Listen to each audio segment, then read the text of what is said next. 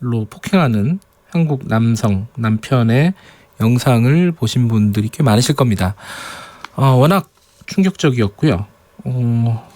저도 인터뷰를 지금 할 건데 굉장히 좀 화가 나는 영상이더라고요. 어떻게 저럴 수가 있을까? 우리 사회가 많이 좋아졌긴 했지만은 그래도 이주 노동자, 특히 이주 여성에 대한 어떤 차별이라든가 이런 부분들은 아직도 여전한 것 같습니다. 한국 이주 여성 인권센터 강혜숙 공동대표 연결해 보겠습니다. 안녕하세요. 안녕하세요. 뭐 대표님 당연히 이걸 보셨겠지만은 이게 지금 21세기 2019년에 이럴 수 있을까라는 생각이 들었습니다. 이게 아주 특별한 일인가요? 아니면은 아직도 여전히 한국에서 벌어지는 일인가요? 어떻습니까? 예, 이런 가정폭력 경우는 저희들 현장에서는 네. 한국 여성이나 이주 여성이나 일상적으로 많이 겪는 일이죠. 그런데 그것이 이제 영상으로 이제 네. 공개가 되면서 많은 분들이 이제 충격을 받는 거지만 저희들 현장에서는 일상적으로 많이 접하는 일들입니다. 일단 죄송합니다. 청취자분들이 궁금한 부분이 그 피해 여성 있지 않습니까? 베트남 여성은 지금 어떻게 보호를 받고 있는지 이 부분이 궁금할 것 같습니다. 어떻습니까?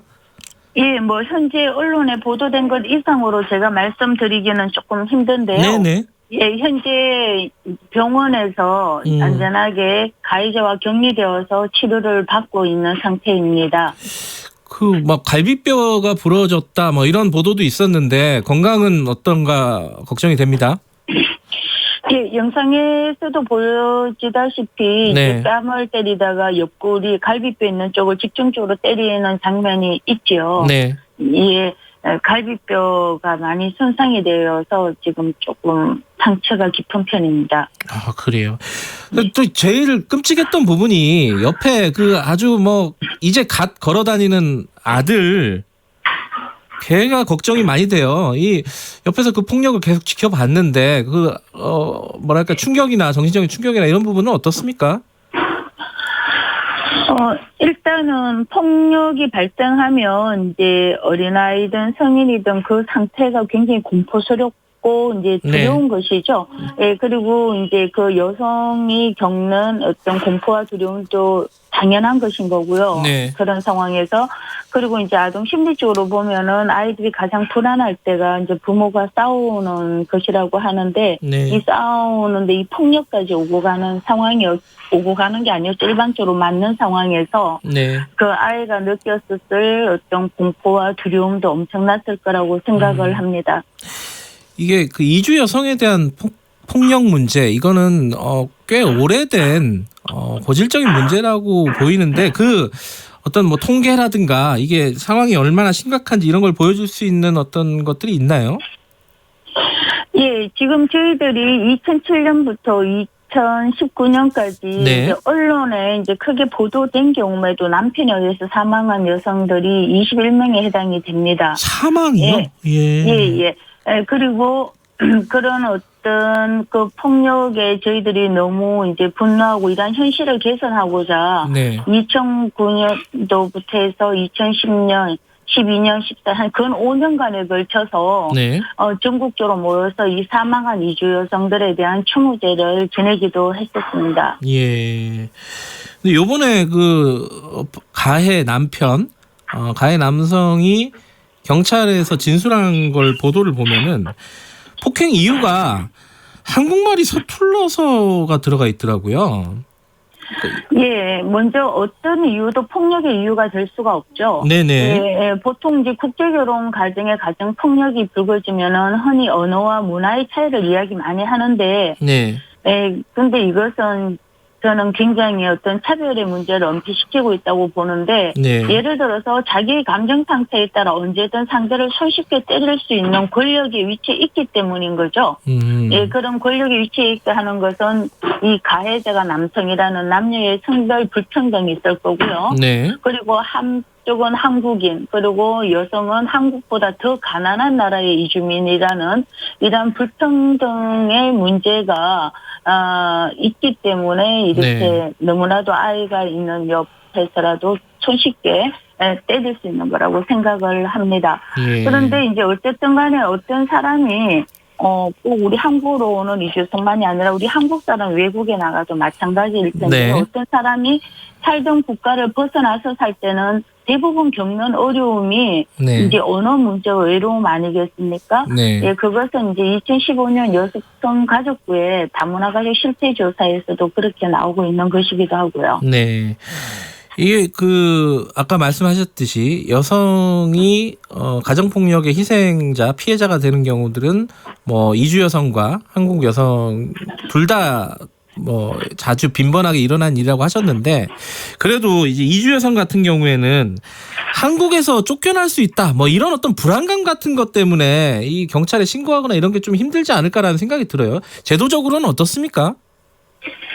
예, 일단 가장 먼저 이주 여성이 겪는 외로움은 내가 이러한 가정폭력 피해를 겪었을 때 네. 우리나라 가정폭력특별법의 적용을 받을 수 있는데 예. 그 사실 자체를 알기가 힘든 거죠. 아하, 왜냐하면은 가정폭력을 겪는 사람들은 선주민 여성이든 이주 여성이든 다 삶이 통제 상황에 놓이는 겁니다. 네. 가정폭력이라는 것이 폭력으로서 그 여성을 통제하기 위한 가장 극단적인 형태로 나타나는 거거든요. 네. 그런 물리적인 폭력이 있다라는 것은 삶 전체가 통제를 당하는 것이기 때문에 네. 주변 사람들과 네트워크가 이루어진다거나 그런 정보를 가질 기회가 없다라는 얘기죠. 네. 예, 그렇기 때문에 이런 지원 기관이 있다 그러더라도 잘 알지를 못하는 경우가 많은데요. 네. 일단 이런 이주 여성들을 인권 지원하기 위한 이주 여성 상담소가 올해부터 시작이 되어서 4군데의 상담소가 있습니다. 전국에. 네. 예. 그리고 전국에 이주 여성 쉼터가 있고요. 예. 예, 그리고 이제 365일 24시간 운영되는 1366과 1577 1366으로 전화하시면 예. 이주 여성 폭력 문제에 상담할 수 있는 기관과 연결이 가능합니다. 예. 그러니까 1366으로 걸거나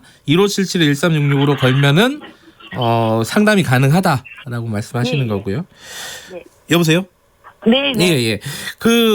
혹시 남편이요. 그러니까 한국 남편이 이주 여성과 결혼을 했을 때 네. 뭐 신원보증제 이런 제도가 있어가지고 이주 여성이 좀 제도적으로 할 말을 제대로 못하는 경우도 있다 이런 얘기를 들었는데 이건 어떤 얘기인가요? 예, 맞습니다. 한국에 이제 90일 이상 체류하는 외국인들은 다 외국인 등록증을 발급받게 되어 있는데요. 예. 결혼 이주 여성들도 마찬가지입니다. 그런데 네. 이렇게 외국인 등록증을 발급할 때부터 결혼 이주 여성 한국인 배우자의 신원 보증이 유효해야만이 체류할 수 있습니다. 아하. 예, 그 이후에도 체류 연장이나 한국 국적을 취득하려고 신청할 때도 네. 이 남편의 신원보증이 유효한가를 보고 그 외의 서류도 남편의 절대적인 도움이 필요한 거기 때문에 이주 여성이 설사 가정폭력 피해에 노출되어 있다 그래도 네. 체류 연장을 위해서는 쉽게 상담소를 찾거나 경찰에 신고하기가 아하. 어려운 조건이 있는 것이죠. 이거 제도적으로 그럼 좀 뭔가 개선이 필요한 부분 아닙니까? 이 부분은? 예, 이러한 부분은 이제 예. 유엔의 사회권위원회나 여성철폐위원회에서도 계속 권고하고 있는 사항인데 네. 한국 국민과 결혼한 그 이주 여성들이 그들의 남편에게 의존하지 않고도 거주 자격을 얻거나 네. 그 귀화할 수 있는 권한을 부여해야 된다라고 생각합니다. 예. 근데 실제로 이제 남편과 부부 간의 관계가 아니더라도 직장에서도 고용허가제 뭐 이런 것 때문에 사실 이제 직장에서 어떤 인권 침해를 당해도 신고를 못하는 경우가 많지 않습니까?